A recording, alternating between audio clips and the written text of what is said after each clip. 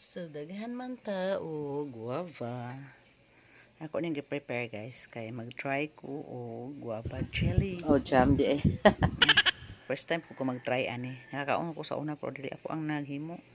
Kami naman daw ni palaman sa kuan tinapay. So, ato ni i-try. O bunsa kalami. So, slice lang nato ang mga guavas. Then, nag-add ta og 4 cups of water. So, ipabuka lang nato ni siya guys. Going to boil until nga mahumok gid siya.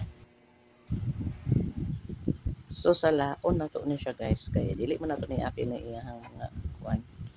Pulp ba na. Ang duga yung gina iyang juice lang gid siya nga to ang imuon nga syrup. So, lataon nato siya ayo imas. Dayon sa laon din siya o mayon. So, gamitan nato siya og whisk para nga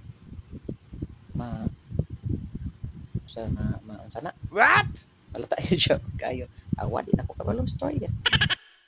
Or nga, wala din siya mga liso nga mapil. No? Purely ang juice lang yun. So, gibanatan pa na po na siya o gamit to whisk niya para na mulata na din siya. Para mo drain ka na ng iyan juice. So, sige, duk-duk tamas gid. Awa. Ana na gid ni. Tiis-tiis gid ang pobre.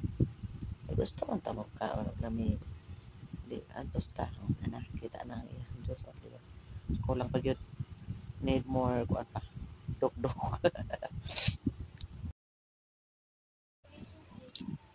So, magsirap na ta guys. Mo na ni ang akong guava. Hapit na siya na humano.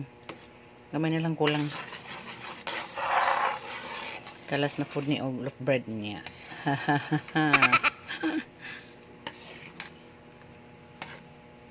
Sayang manggudi. Ato na lang kung ano pahimoslan para nga haposlan. Di ba? So, mao ni ang guava jam. O tanawa di ba? Mura na siya galamay no. Pero in fairness, lamig siya. Lamig siya sa tinapay. Bitaw kanang first try gid nako ni siya. So not bad for the first time. Ito, kinahanglan gid ning nanay ng kuan ta. Magtipid-tipid asa na mag-discard gid ta para makatipid.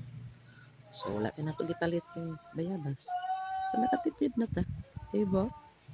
Please react, comment, follow, and share. Thank you for watching.